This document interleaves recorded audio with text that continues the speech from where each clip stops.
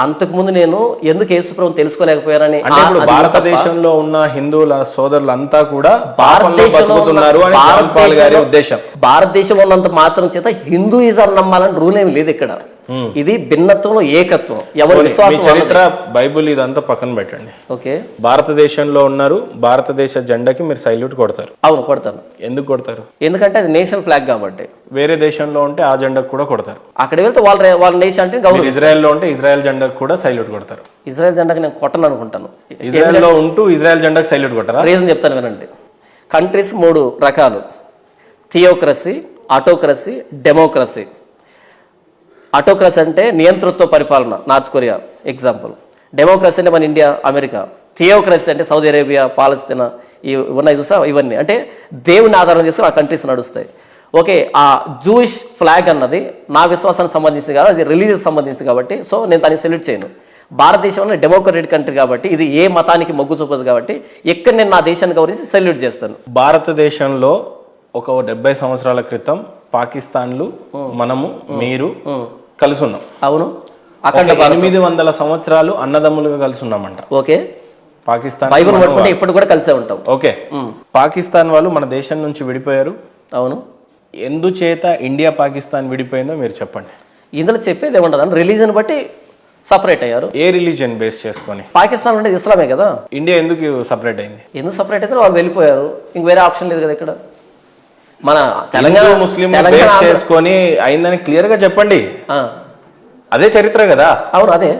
భారతదేశం విడిపోయింది కారణం ఏంటి? పాకిస్తాన్లంతా ఇస్లామిక్ కంట్రీ కావాలని కోరుకున్నారు, హిందూస్ అంతా కలిసి భారతదేశం కావాలని కోరుకున్నారు. అవును, క్రిస్టియన్స్ అంతా ఎడిపోయారు. మరి అప్పుడు మీకంటూ ఒక దేశం కావాలని లేదా అన్న? క్రిస్టియన్స్ కి ఒక దేశం కావాలని లేదు. ప్రపంచంలో ప్రతి మానవుడికి ప్రభువుని యేసుక్రీస్తు రక్షణ సువార్త అందాలి అన్నది తప్ప మాకు ప్రత్యేకమైన దేశం కావాలి, ప్రాంతం కావాలి క్రైస్తవులు ఎప్పుడు అడగరు. కారణం చెప్తానండి.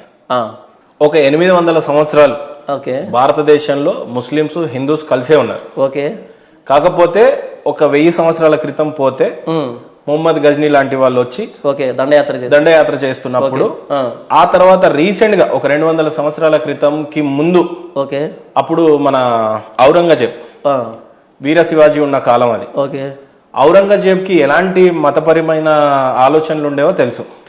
ఏమని ఉండే?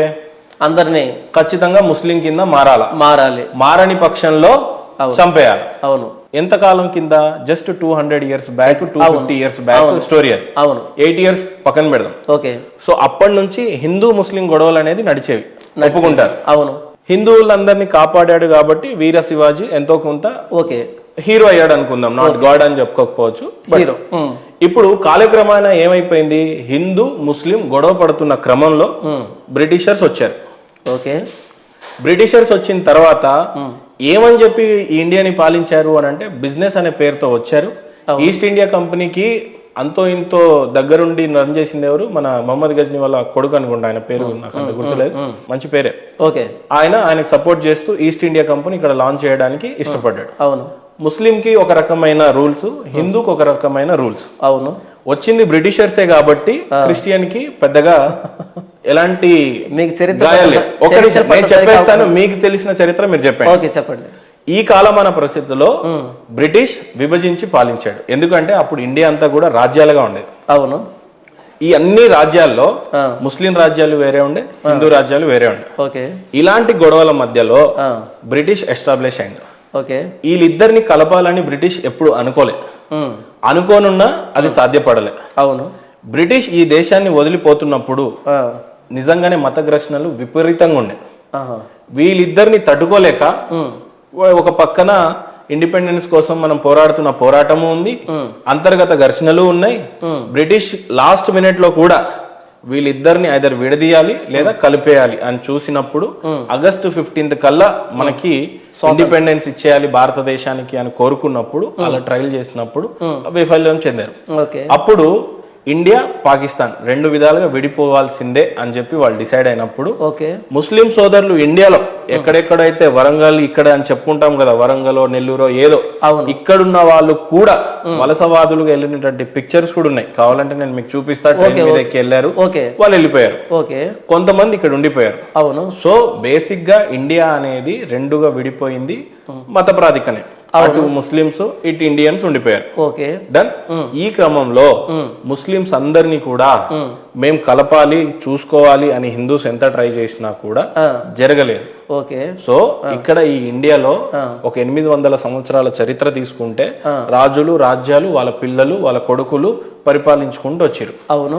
ఇప్పుడు ఇక్కడ మీరేమంటారంటే బైబుల్ ని ఆధారం చేసుకొని మాట్లాడతాను గాని చరిత్రలో ఏం జరిగిందో నేను మాట్లాడను. హిందూయిజం అనేది ఎలా పుట్టింది, ఎన్ని సంవత్సరాల క్రితం అని నేను ఎంత బోధిస్తున్నా మీరు వినిపించుకోవట్లే. 4000 సంవత్సరాలు 2000 సంవత్సరాల్లో క్రితం ఉన్న బైబుల్ ని ప్రామాణికంగా తీసుకొని 7000 సంవత్సరాల క్రితం జరిగిన రామాయణం వద్దంటారు. నేను చెప్పినది 20,000 సంవత్సరాల క్రితం పుట్టినటువంటి కంప్లీట్లీ. ప్లీజ్ ఇప్పుడు మీరు చెప్పండి. నేను చెప్తా వినండి. నేను బైబుల్ వచ్చింది 2000 సంవత్సరాల క్రితం నేను చెప్పలేదు. ఇప్పుడు నేను కంక్లూడ్ చేయాలనుకుంటుంది ఏంటంటే నేను చెప్పాలనుకునే మీరు చెప్పిన విన్నాను. భారతదేశంలో హిందూస్ అంతా మాకు ఈ భారతదేశం కావాలి అని స్థిరపడిపోయినారు. అవును. ముస్లిమ్స్ అంతా కూడా మాకు ఇస్లామిక్ కంట్రీ కావాలని వాళ్ళు అక్కడ స్థిరపడిపోయారు. ఓకే. ఇప్పుడు క్రిస్టియన్ యొక్క డ్యూటీస్ ఏంటంటే హిందూస్లను మాత్రమే టార్గెట్ చేసి మత మార్పిడి అనేది ప్రధానంగా జరుగుతా ఉంది.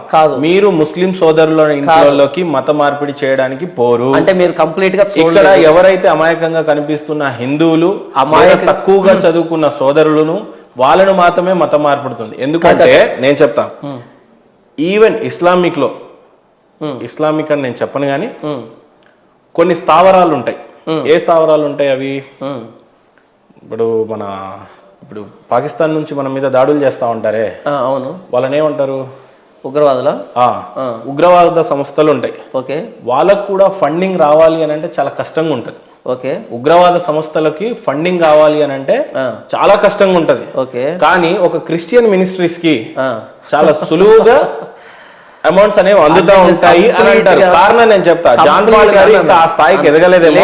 ఒక పాల్ దినకరన్ కో, ఒక బ్రదర్ సతీష్ కో, ఇలాంటి వాళ్ళకి అందుతా ఉంటాయి. ఎందుకంటే మదర్ తెరిసాకి 7 లక్షల కోట్లు అందినాయి అని అంటే చాలా క్లియర్ గా నేను చెప్పాను.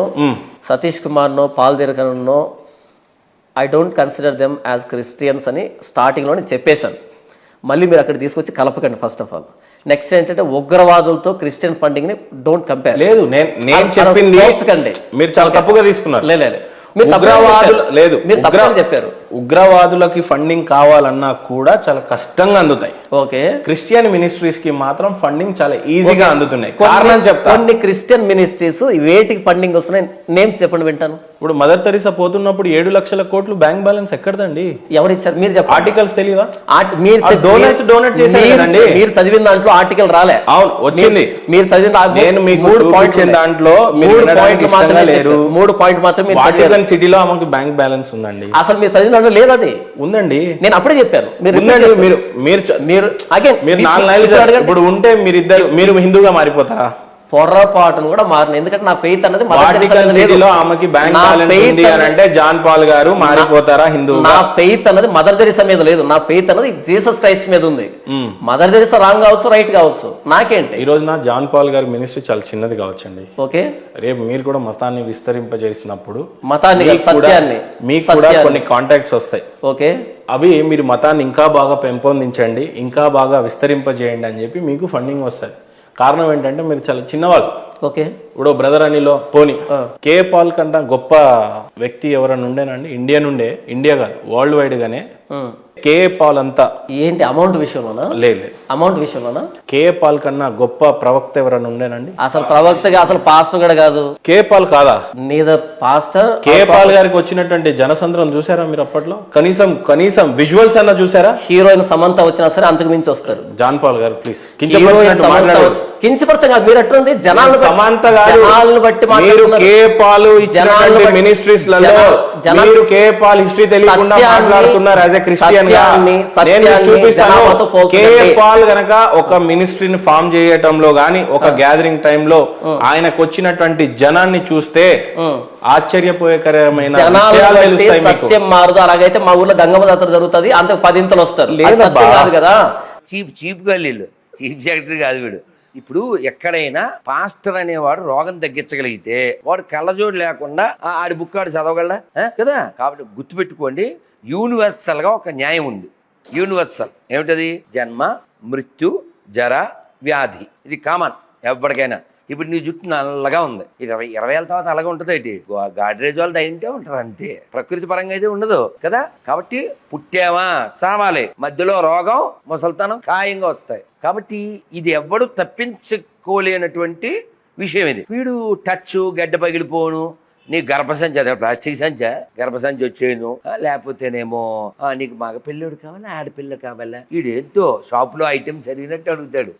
కాబట్టి ఈ పోరంబోకు పాస్టర్లు అది భూమికి భారం, మన దేశానికి దరిద్రం, వీళ్ళకి జీతాలు కూడా ఇంకా పరమ దరిద్రం. కోర్టు ఎక్కడైనా సుమోటోగా స్వీకరించి ఈ దరిద్రులకు ఎందుకు ఇస్తున్నారు జీతాలు, వీళ్ళ వల్ల సమాజంలో చిచ్చు తప్ప, ఒకటేమో చిచ్చు బ్యాచ్, ఇంకోటి ఉచ్చ బ్యాచ్, వీళ్ళ నుంచి వచ్చే రూపాయి రాదు చర్చి నుంచి మసీద్ నుంచి. ఈ దరిద్రులకి జీతాలు ఇవ్వడం ఏంటి, ప్రజల ట్యాక్సుల్లోంచి. చివరికి సిగ్గు లేకపోయినా తీసుకునే వాళ్ళు సిగ్గు ఉండాలి కదా. కేంద్రంలో ఉన్న పార్టీ బీజేపీ పార్టీ కదా, లేస్తే హిందూ ధర్మాన్ని పరిరక్షకులుగా వాళ్ళు కూడా మాట్లాడుతుంటారు కదా, మరి ఏమో చట్టాలు తీసుకురావచ్చు కదా. సరే, ఇప్పుడు మనం కూడా మాట్లాడుతున్నాం కాబట్టి నేనేమంటా అంటే ఎవరో ఒకళ్ళు ఈ బాధ్యత తీసుకుని ఒక లాయరు స్ట్రాంగ్ పర్సన్ ఉండి ఎవరెవరైతే ఈ పాస్టర్లకి మొల్లాలకి జీతాలు ఇస్తున్నారో వాళ్ళ మీద కేసు వేయాలి, ఆ గవర్నమెంట్ మీద కేసు వేయాలి. ఎందుకంటే సొసైటీకి రైతు అవసరం, ముళ్ళ అవసరం ఏం లేదు. ముళ్ళ కంపల్లో తిరిగి వ్యవసాయం చేసే రైతు అవసరం, ముళ్ళాల అవసరం ఏం లేదు. సొసైటీకి పాస్టర్ అవసరం. ఏ అవసరం, ఆడి సంపాదించుకోవడం. పాస్టర్ అనవసరం. సొసైటీకి జవాన్ అవసరం. ఎందుకని, దేశాన్ని పరిరక్షిస్తారు కాబట్టి. జవాన్ని కిసాన్ని రక్షిస్తే చాలు, వాళ్ళకి జీతాలు ఇవ్వాలి, వాళ్ళ కుటుంబాలను చూసుకోవాలి, వాళ్ళకి స్థలాలు పొలాలు ఇవ్వాలి. ఈ పోరంబోగులకి ఎందుకండి?